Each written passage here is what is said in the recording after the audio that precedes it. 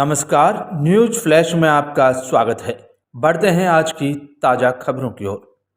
खबर सिरसा से है, जहां सिरसा लोकसभा क्षेत्र से भारतीय जनता पार्टी के प्रत्याशी डॉक्टर अशोक तंवर ने नाथुसरी चौपाटा के तरकांवली में कप्तान मीनू बेनीवाल के आवास पर शिरकत की। इस दौरान उन्होंने वहां पर मौजूद कप्तान टीम के सदस्यों के साथ मुलाकात की। इस मौके पर कप्तान मीनू बेनीवाल ने टीम के सदस्यों को संबोधित करते हुए कहा कि हमें ज़्यादा से ज़्यादा गति से वोट भी जाना है और भाजपा को भारी बहुमत से जिताने का प्रयास करना है। कप्तान मीनू बेनीवाल ने इस दौरान संकेत दिया कि इस महीने में एक बड़ी रैली एलनाबाद क्षेत्र की होगी, जिसमें हल्के में सभी साथियों को एकत्रित किया जाएगा। उन्होंने कहा कि प्रधानमंत्री नरेंद्र मोदी को फिर से देश का प्रधानमंत्री बनाने के लिए जोरों से हमें प्रयास करने होंगे और एकजुट होकर वोट देना होगा।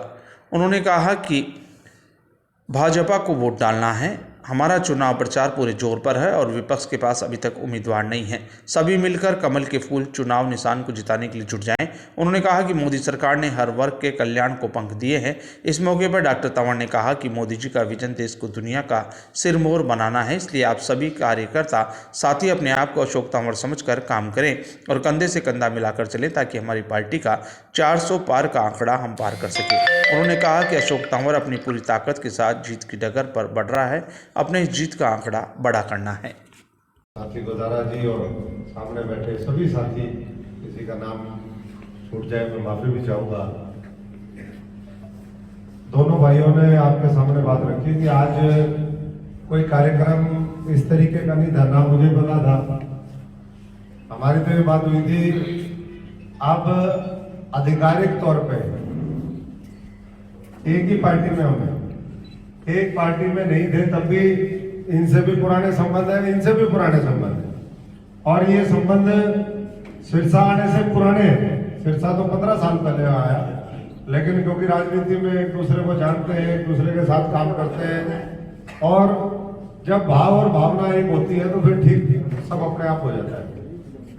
अभी जब ये आए, मनोहर लाल जी ने परसों रोड़ी के अंदर कालावाली हल्के में इनकी ज्वाइनिंग करवाई, तो बात हो रही थी कि भाई मैं एक दिन चाय पीने आऊंगा। आज तो हमने रात को ही फैसला किया था, 10-11 बजे फतेहाबाद की रैली थी।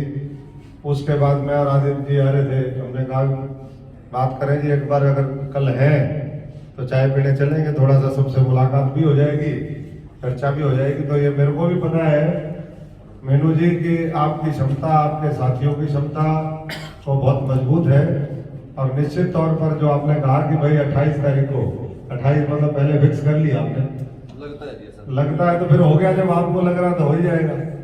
तो ये कह रहे थे अभी कि 28 तारीख को बहुत बड़ी ऐतिहासिक रैली आप लोग इलाहाबाद में करोगे, हमारी सबकी शुभकामनाएं हैं। अभी जैसे भाई आदित्य जी कह रहे थे कि मैं 13 साल बाद आया, तो ये 13 साल बाद आए, लेकिन मैं 2.5 साल पहले आया। 2.5 साल पहले आप सबको पता है, देखिए ये तो हालात होते हैं, जो अभी बात कही थी हमारे साथियों ने कि कई बार सहयोग होता है, किसको काम मदद करनी पड़े।